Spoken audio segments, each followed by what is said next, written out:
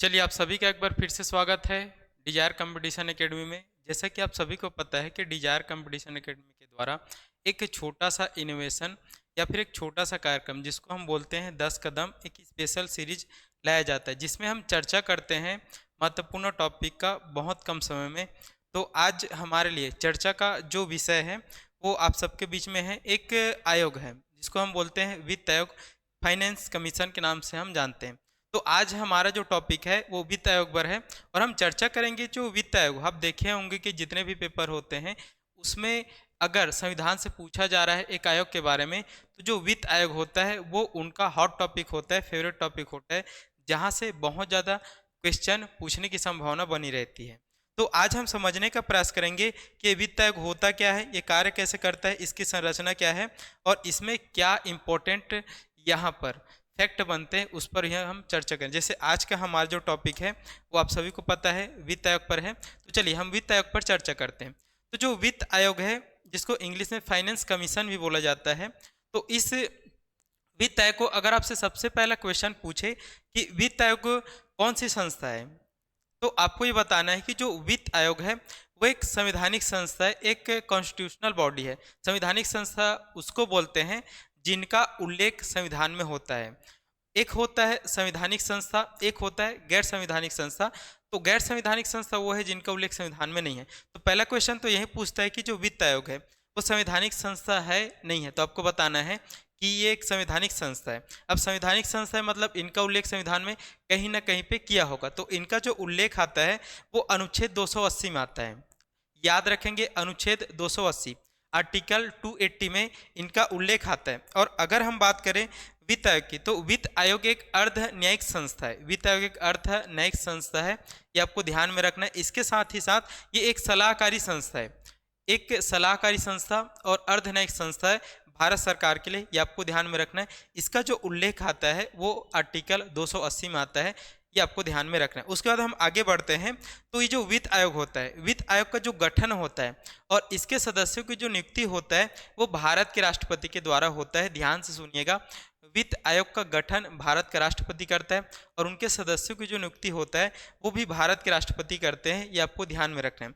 और इनका जो गठन होता है वो प्रत्येक 5 वर्ष में होता है। इनका जो गठन होता है प्रत्येक 5 वर्ष में होता है, ये आपको ध्यान में रखना है। चलिए अब हम आगे बढ़ते हैं। आगे हम बढ़ेंगे तो देखेंगे तो इसकी संरचना, इसके स्ट्रक्चर, ये हमको देखना है। तो इसकी जो संरचना होती है, इसका जो गठन होता है वो बताया गया है आर्टिकल 280 में, ये हमको ध्यान में रखना है। तो इसका एक अध्यक्ष होता है, ये जो वित्त आयोग होता है उनका एक अध्यक्ष होता है, एक प्रेसिडेंट होता है। और उसके बाद अगर हम बात करें तो इसके 4 अन्य सदस्य होते हैं, एक अध्यक्ष होता है और 4 अन्य सदस्य होते हैं। तो यहाँ पर आपको ये ध्यान देना है कि इस एक अध्यक्ष की नियुक्ति भी राष्ट्रपति करता है और 4 अन्य सदस्यों की भी नियुक्ति राष्ट्रपति करता है। अर्थात वित्त आयोग का गठन करने की शक्ति राष्ट्रपति में निहित होती है। राष्ट्रपति वित्त आयोग का गठन प्रत्येक 5 वर्ष में करता है, उसके एक अध्यक्ष का भी यहाँ पर नियुक्ति राष्ट्रपति करता है और 4 अन्य सदस्यों की भी नियुक्ति कौन करता है, राष्ट्रपति करता है। ये आपको ध्यान में रखना है, ठीक है। चलिए अब हम आगे बढ़ते हैं और आगे बढ़ेंगे तो हम आगे देखते हैं कि जो वित्त आयोग होता है इसके सदस्यों की, इसके अध्यक्षों की जो योग्यता हमारे संविधान में बताई गई है उसको हमको देखना है।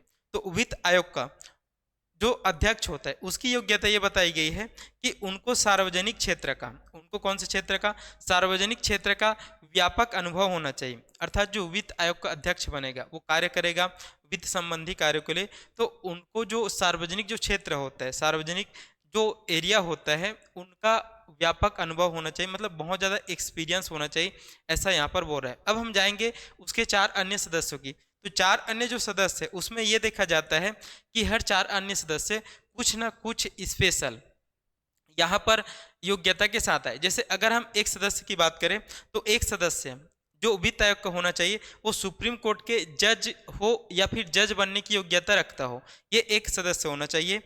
सुप्रीम कोर्ट के जज बनने की योग्यता हो, ये आपको ध्यान में रखना है। दूसरा अगर हम बात करें तो दूसरा यहाँ पर आपको ध्यान रखना है कि दूसरा को वित्त एवं लेखों का अनुभव। देखो ये संबंधित किससे, वित्त से संबंधित है और वित्त का जब हम कार्य करेंगे तो लेखा संबंधी कार्य यहाँ पर होना जरूरी है। तो एक सदस्य को वित्त एवं लेखा का बहुत ज़्यादा एक्सपीरियंस हो, ये आपको ध्यान में रखना है। अगर तीसरे सदस्य की बात किया जाए तो उनको प्रशासनिक अर्थात एडमिनिस्ट्रेशन का बहुत ज़्यादा एक्सपीरियंस होना चाहिए। तो एक सदस्य को प्रशासनिक अनुभव हो, ऐसे सदस्यों को यहाँ पर ज़्यादा प्राथमिकता दी जाएगी। और चौथे की अगर हम बात करें तो चौथा जो होना चाहिए उनको इकोनॉमिक्स का अर्थात अर्थशास्त्र का व्यापक अनुभव हो। तो इस प्रकार से जो अध्यक्ष होता है उनको सार्वजनिक क्षेत्र का बहुत लंबा अनुभव होना चाहिए। और सदस्यों की बात किया जाए तो एक को कम से कम सुप्रीम कोर्ट के जज बनने की योग्यता होनी चाहिए, दूसरे को वित्त एवं लेखा का अनुभव होना चाहिए, तीसरे को प्रशासनिक अनुभव होना चाहिए, चौथे को अर्थशास्त्र की व्यापक जानकारी होना चाहिए। अब इन सब में महत्वपूर्ण तथ्य ये है कि इन सबकी योग्यता का निर्धारण करने की शक्ति किनके पास है। तो इसको आपको ध्यान रखना है कि इन सदस्यों की योग्यता का निर्धारण करने की जो शक्ति होता है वो किसके द्वारा किया जाता है, वो किया जाता है संसद के द्वारा तय किया जाता है। संसद चाहेगी तो यहाँ पर इनकी योग्यता के पैरामीटर को कम कर सकती है, बढ़ा सकती है। तो ये शक्ति किसमें निहित है, संसद में। हाँ, नियुक्ति कौन करता है, नियुक्ति करता है राष्ट्रपति। तो आपको ध्यान में रखना है। यहाँ तक हम समझ लिए इनके संरचना, एक अध्यक्ष और 4 सदस्य की योग्यता और उनके सदस्यों क्या होना चाहिए, ये हमने समझ लिया। अब हम बढ़ते हैं आगे। तो आगे जब हम पढ़ेंगे तो सबसे इंपॉर्टेंट जो वित्त आयोग का है वो है उनके कार्य, कि वित्त आयोग करती क्या है, इनका मुख्य कार्य क्या है और ये काम क्या करती है हमारे लिए। तो जो वित्त आयोग है उनके अगर हम कार्य देखेंगे तो कार्य यहाँ पर पहला मैंने लिख दिया है, केंद्रीय करों में राज्य एवं केंद्र की हिस्सेदारी। आप सभी को पता होगा कि भारत सरकार के जितने भी पैसे होते हैं सब एक संचित निधि में जमा होते हैं, और जो संचित निधि होता है भारत सरकार अपने पास नहीं रखती, उनको अपने विकास कार्य में लगाती, उसके साथ साथ ही उनको बांटती है राज्यों में। तो राज्यों में जो कर का बंटवारा होता है उनका बंटवारा कैसे किया जाए, इनके बारे में यहाँ पर वित्त आयोग सिफारिश करती है कि राज्यों को केंद्रीय करों का कितना % हिस्सा दिया जाना चाहिए। जैसे अगर मान लो जाए 100 रुपये एक देश को प्राप्त हो रहा है तो वो केवल उस देश का नहीं है, इनका 100 रुपये उनको राजस्व भी प्राप्त होता है। तो उसमें कुछ बंटवारा होता है कि हम 50 रुपये राज्यों को बांट देंगे, 50 रुपये अपने पास रखेंगे। जैसे वर्तमान समय की बात किया जाए तो वर्तमान समय में यहाँ पर जो 42% है, अगर भारत सरकार के राजस्व की बात करें तो भारत सरकार के राजस्व का जो 42% है वो पूरे राज्यों को बांटा जाता है। और ये सिफारिश किसने किया है, ये सिफारिश किया है वित्त आयोग ने। अभी हम समझेंगे कौन सा वित्त आयोग ने सिफारिश किया है। तो 42 रुपये का बंटवारा होगा राज्यों में, और उन राज्यों में हमारे पास 28 राज्य है, 8 केंद्र शासित प्रदेश है। तो 42 रुपये का या 42% का कैसे बंटवारा होगा, किस स्थिति में बंटवारा होगा, उनका भी यहाँ पर निर्धारण कौन करती है, उनका भी निर्धारण करती है वित्त आयोग। क्योंकि 28 राज्य जानते हो, सब राज्य अपने आप में अलग अलग है। तो हमको इतना पैसा मिलना चाहिए, हमको उतना पैसा मिलना चाहिए, बहुत ज़्यादा यहाँ पर दुविधा होती। तो उन्हीं दुविधा को बहुत सारे पैरामीटर में कौन बांटती है, ये वित्त आयोग बांटती है। जैसे एक राज्य में जंगल जाता है तो उनको ज़्यादा मिलता है, एक राज्य में औद्योगिक संस्थानें ज़्यादा है तो उनको कम मिलता है, एक राज्य में जनसंख्या कम है, एक राज्य में जनसंख्या ज़्यादा है। तो इस प्रकार से बहुत सारे पैरामीटर होते हैं, उन पैरामीटर के अनुसार से उनको बराबर बराबर कौन बांटती है, वित्त आयोग बांटती है। ये आपको ध्यान में रखना है, ठीक है। उसका दूसरा अगर हम देखेंगे तो एक आता है सहायता अनुदान, जिसको आप आर्टिकल 275 में ग्रांट के नाम से पढ़ते हो, कि जो केंद्र होता है, केंद्र सरकार होता है, वो राज्यों को सहायता के लिए बहुत सारे अनुदान देता है, कुछ विशेष विशेष प्रकार के अनुदान देता है, अलग अलग राज्यों को अलग अलग राशि में देता है। तो उसके बारे में भी यहाँ पर सिफारिश या फिर अनुशंसा, उसके लिए भी पैरामीटर कौन बनाती है, वित्त आयोग बनाती है। तो आपको ध्यान में रखना है। उसके बाद अगर हम बात करें तीसरा, तो पंचायतों के लिए राज्य के संचित निधि में सुधार। आप जानते हो कि स्थानीय स्वशासन के अंतर्गत हम ग्राम पंचायतों को, नगरीय निकायों को हम बहुत सारा कार्य करने की शक्ति दी है, तो उनके लिए पैसा लगता है। तो पैसा एक राज्य सरकार से कितना जाना चाहिए ग्राम पंचायत को, कितना जाना चाहिए एक नगरीय निकाय को, उनके लिए भी यहाँ पर अनुशंसाएं, उनके लिए भी पैरामीटर, क्या सही है क्या गलत है, ये भी कौन बनाती है, वित्त आयोग बनाती है। ये आपको ध्यान में रखना है, ठीक है। तो ये इनके 3 मुख्य कार्य हैं, इसके अलावा भी और कार्य है तो वो उतना ज़्यादा इंपॉर्टेंट नहीं है, ये इतना आपको पढ़ लेना है। वित्त आयोग के कार्य, केंद्रीय करों में राज्य एवं केंद्र की हिस्सेदारी कितना होगा, इसके बारे में क्या करती है, बनाती है। सहायता अनुदान कितना दिया जाना चाहिए कि कौन से राज्य को, ये भी बताती है। और पंचायतों के लिए राज्य की जो संचित निधि है उसमें सुधार, इसके बारे में भी ये बताती है। तो ये आपको ध्यान में रखना है। अब हम आगे जाएंगे तो आगे हम देखेंगे कि जो 14वां वित्त आयोग है, जिनका टाइम ड्यूरेशन था 2015 से 2020 तक, ठीक है। इनका टाइम ड्यूरेशन मैंने बताया ना कि हर 5 साल में होता है, इनका कार्यकाल 5 साल का रहता है। तो जो 14वां जो वित्त आयोग है उनका टाइम ड्यूरेशन आता है 2015 से 2020 तक। तो इनके अध्यक्ष थे वाई बी रेड्डी। याद रखेंगे 14वां वित्त आयोग ड्यूरेशन है 2015 से लेकर 2020 तक। तो इनका कार्य रहता है इस दरमियान कि केंद्र के लिए जो भी कार्य करने हैं वित्त संबंधित, जो भी अनुशंसाएं करनी है, जो भी दिक्कत आता है उनके बारे में रिसर्च करना, क्या सही है वैसी योजना लाना। ठीक है, तो इनके अध्यक्ष थे वाई वी रेड्डी। तो इसी 14 वित्त आयोग के जो अध्यक्ष थे वाई वी रेड्डी, उन्हीं की अनुशंसा पर यहाँ पर जो केंद्र और जो राज्य का राजस्व बंटवारा कितना परसेंट किया गया है, 42% किया गया। इससे पहले 14वें वित्त आयोग से पहले ये जो बंटवारा का परसेंट था वो कितना था, 32% था।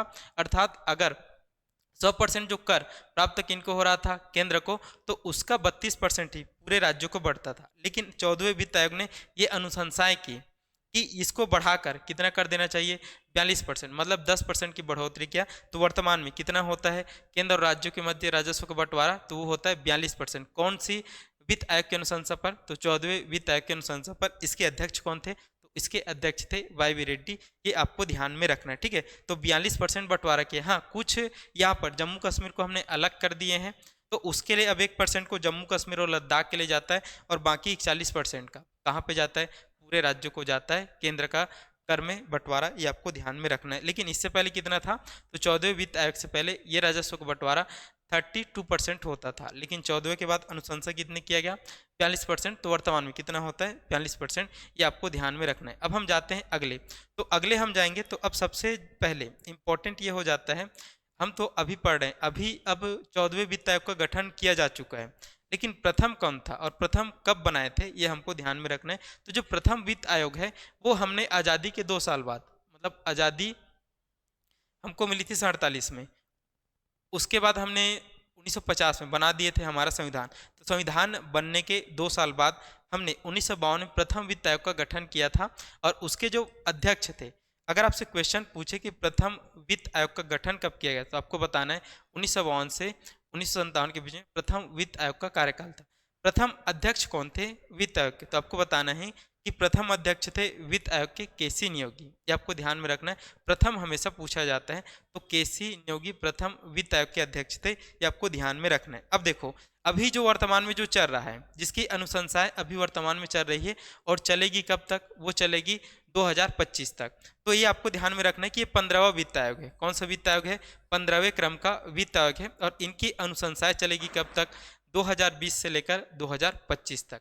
लेकिन 2025 से लेकर 2030 तक के लिए हमने एक नवीन यहाँ पर वित्त आयोग का भी गठन किया जा चुका है, जो क्रम में कितना हो जाएगा, 16वां वित्त आयोग हो जाएगा। लेकिन अभी वर्तमान में कौन सा है, 15वां वित्त आयोग है, जो 2020 से 2025 तक इसका कार्यकाल रहेगा। अब इम्पॉर्टेंट हो जाता है कि 15वें वित्त आयोग का अध्यक्ष कौन है। तो आपको ध्यान रखना है 15वें वित्त आयोग का अभी वर्तमान अध्यक्ष कौन है, एन.के. सिंह है। कौन है, एन.के. सिंह है। इसका नाम नवल किशोर सिंह भी बोलते हैं, कई जगह पर नंद किशोर सिंह भी बुलाते हैं, तो अब देख लेंगे। तो अभी अध्यक्ष कौन है, एन.के. सिंह है। अब मैंने बताया कि जो वित्त आयोग होता है उसमें 4 अन्य सदस्य होते हैं। तो 4 अन्य सदस्य में अभी अगर हम बात करें तो एक है अजय नारायण, एक है प्रोफेसर अनूप सिंह, एक है डॉक्टर रमेश चंद्र, और एक है यहाँ पर अशोक लाहिड़ी। तो 4 अभी सदस्य हैं। और 4 सदस्यों की अगर बात किया जाए तो अजय नारायण है, प्रोफेसर अनूप सिंह है, डॉक्टर रमेश चंद्र है और अशोक लाहिड़ी है। और 15वें वित्त आयोग का कार्यकाल 2020 से 2025 तक, और इसके अध्यक्ष कौन है, एन.के. सिंह है। ये 15वां है। पहला मैंने बताया कि 1952 से 1957 तक अध्यक्ष थे प्रथम के केसी नियोगी। अब हम जाते हैं कि चौथा, ये हमारे पास है अशोक लाहिड़ी, ठीक है, अन्य सदस्य, ठीक है, एक अध्यक्ष रहते हैं और 4 अन्य सदस्य रहते हैं। ये 4 अन्य सदस्य है 15वें के, ठीक है। चलिए अब हम जाते हैं 16वां वित्त आयोग का गठन अभी कुछ समय पहले किया गया है, ठीक है, 4 से 5 महीने पहले किया गया है 16वें वित्त आयोग का गठन। और इनका जो कार्यकाल रहने वाला है 2026 से लेकर 2030 तक के लिए, ये अपनी अनुशंसाएं, अपनी सिफारिशें, अपना रिसर्च करेंगे कि कैसे सुधारा जा सके वित्त व्यवस्था को, जो चलेगा कब तक, 2030 तक।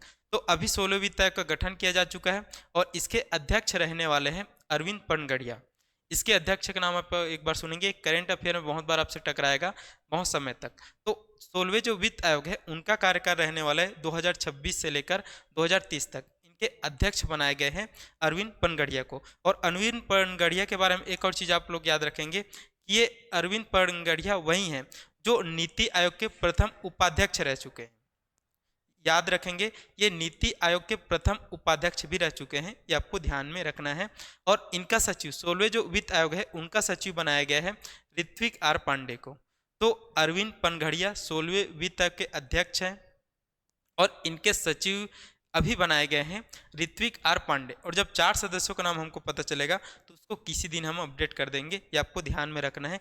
चलिए अब हम देखते हैं कि ये तो हो गया 16वां वित्त आयोग जिनका कार्यकाल कब से कब तक रहेगा, 2026 से 2030 तक रहेगा। अध्यक्ष अरविंद पनघड़िया और सचिव कौन है, ऋत्विक आर पांडे, ये आपको ध्यान में रखना। अब हम देखते हैं कि आयोग अपना कुछ भी करती है, सरकार इनको कुछ भी काम सौंपती है तो उनको ये सिफारिश करती है, वो आयोग उन सिफारिशों को सरकार के पास प्रस्तुत करता है। और सरकार के पास ये सिफारिशों को जब प्रस्तुत करता है तो उनके लिए आर्टिकल आता है 281। अगर आपसे क्वेश्चन पूछे कि वित्त आयोग अपनी सिफारिशें कौन से आर्टिकल के अंतर्गत सरकार को देती है, तो आपको ध्यान रखना है वो आर्टिकल आएगा 281। बहुत सारे बच्चे 280 लगाते हैं, लेकिन 280 में उसके गठन के बारे में दिया गया है और 281 में उनकी सिफारिशों के बारे में बताया गया है। लेकिन आपको सबसे ज़्यादा जो जरूरी है वो ध्यान रखना है, ये सरकार के लिए बाध्यकारी नहीं। अगर वित्त आयोग किसी प्रकार की अनुशंसा सरकार को देती है तो सरकार के लिए जरूरी नहीं है कि उन अनुशंसाओं को मानना हो। अब ये ध्यान रखना है कि ये अनुशंसाएं बिल्कुल भी बाध्यकारी नहीं है। बहुत बार क्वेश्चन पूछा जाता है क्या वित्त आयोग की सिफारिशों को मानना सरकार के लिए बाध्यकारी है कि नहीं, तो आपको ध्यान रखना है कि वित्त आयोग की सिफारिशों को मानना सरकार के लिए बिल्कुल बाध्यकारी नहीं है, ये आपको ध्यान में रखना है। हाँ, लेकिन ये कॉन्स्टिट्यूशन बॉडी है, संवैधानिक संस्था है, तो इनकी बातों को सरकार उतना ज़्यादा नज़रअंदाज नहीं करती है, मानती है, क्योंकि उसी के लिए आपने बनाए हैं। 5 अपने सदस्य रखे हैं और वो उन्हीं पर रिसर्च करते हैं, तो उनकी बातों को आपको मानना थोड़ा सा जरूरी हो जाता। हाँ, बाध्यकारी नहीं है, ये आपको ध्यान में रखना है, ठीक है। चलिए अब हम देखते हैं यहाँ पर कुछ और फैक्ट। तो यहाँ पर संसद के समक्ष देखो आपसे क्वेश्चन पूछा जाएगा कि वित्त आयोग की जो अनुशंसाएं हैं उसको संसद के समक्ष कौन रखवाता है, तो इनकी नियुक्तिकर्ता कौन है, राष्ट्रपति। इसके गठनकर्ता कौन है, राष्ट्रपति। तो इनकी जो सिफारिशें होती है उसको संसद के समक्ष कौन रखवाता है, राष्ट्रपति रखवाता है, ये आपको ध्यान में रखना है। और सबसे इंपॉर्टेंट फैक्ट मैं बता रहा हूँ कि अभी तक 16 वित्त आयोग बनाए जा चुके हैं, लेकिन 16 जो वित्त आयोग है उसमें तीसरे नंबर का जो वित्त आयोग है उसमें एक विवाद हुआ था, और विवाद के कारण ये था कि उसमें अध्यक्ष बना दिए गए थे ए के चंद्र को। अब ए के चंद्र को अध्यक्ष बना दिए गए थे तो विवाद का तो कोई कारण नहीं था, लेकिन विवाद के कारण बनता था कि जो ए के चंद्र थे वो पूर्व CAG थे, पूर्व कैग थे। और हमने कैग जब पढ़ाया था मैंने आपको, तो कैग में मैंने आपको बताया था कि कैग सेवानिवृत्ति होने के बाद किसी भी भारत के सरकारी पद पर नहीं रहेगा। लेकिन ये जो ए के चंद्र थे जो पूर्व कैग थे उनको यहाँ पर तीसरा वित्त आयोग के अध्यक्ष बना दिए गए थे। तो एक वित्त आयोग से संबंधित क्वेश्चन बनता है कि कौन वित्त आयोग का अध्यक्ष बना था जो पहले कैग भी रह चुका था। जबकि आपको ये ध्यान रखना है कि कैग जो भी बनता है भारत सरकार के समक्ष, भारत सरकार के लिए, तो वो सेवानिवृत्ति के बाद भारत सरकार के लिए कोई भी कार्य नहीं कर सकता। जबकि ये पहली बार हुआ था कि ए के चंद्र भारत के पूर्व कैग रहते हुए इनको वित्त आयोग का अध्यक्ष बना दिया गया था। तो इसमें कुछ विवाद आता है, तो इसको भी आपको रखना है, ठीक है। चलिए, तो ये वित्त आयोग से संबंधित हमने चर्चा किया और कैसे इसका क्या क्या क्वेश्चन बनता है इस पर भी चर्चा किया। तो आशा है कि आप सभी को ये पसंद आया होगा। और आप सभी 10 कदम जो सीरीज लाए जा रहे हैं, थोड़ा सा विलम्ब हो जाता है लाने में, तो आप सभी कमेंट करेंगे कि ये सीरीज आपको कैसा लगता है, आपको कौन से टॉपिक्स पर और 10 कदम चाहिए, तो इस पर आप अपने कमेंट करेंगे। और आप सबके कमेंट अपेक्षित है, अच्छे बुरे दोनों कमेंट आप कर सकते हैं। अच्छे से हमको और मनोबल बढ़ेगा और बुरे से हम उसको सुधारने का प्रयास करेंगे। तो चलिए जुड़े रहिएगा डिजायर कंपटीशन एकेडमी के द्वारा। और आप सभी का धन्यवाद।